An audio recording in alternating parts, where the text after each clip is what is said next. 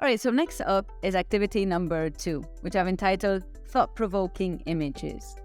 This is another activity that I often do in class, and it consists in getting students to comment on images. I usually choose images that are interesting in some way, or they find visually shocking or thought-provoking, like I said, and that are connected to the topic that we're working on in class.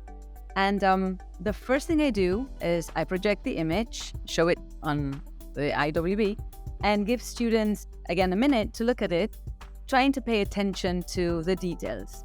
And then, just like I did with the quote, I asked them 3 questions. What can you see in the image? What does the image represent? Well, what message is it trying to convey, to give? And last but not least, what title would you give it?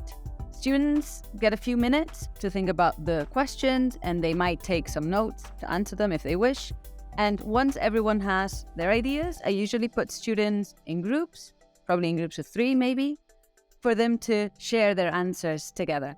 And finally, we usually have a final group discussion to see to what extent everyone agreed or disagreed with each other. And we also write down the possible titles that the students came up with. This is another image I selected from Unit 4 in Exam Prospects, connected to the topic of social media and its harmful effects on teenagers. Just a question for you. What title would you give it? Students found this image interesting, and they all wanted to have their say in regard to mobile phone etiquette and on how addictive social media can be. I think we all agree on that. They were actually really passionate about the topic, and they had lots of interesting ideas for titles for the image. And this was also a great way of brainstorming ideas to work on the essay from this unit, which is entitled, Does Social Media Bring People Together or Push Them Apart? And I feel this is a very current topic nowadays.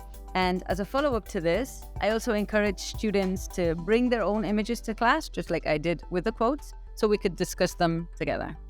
So all in all, I find discussions, either oral or written, are generally very effective to get students to think, to analyze situations, to become more critical, and also, like I said, to become more empathetic with other people's points of view.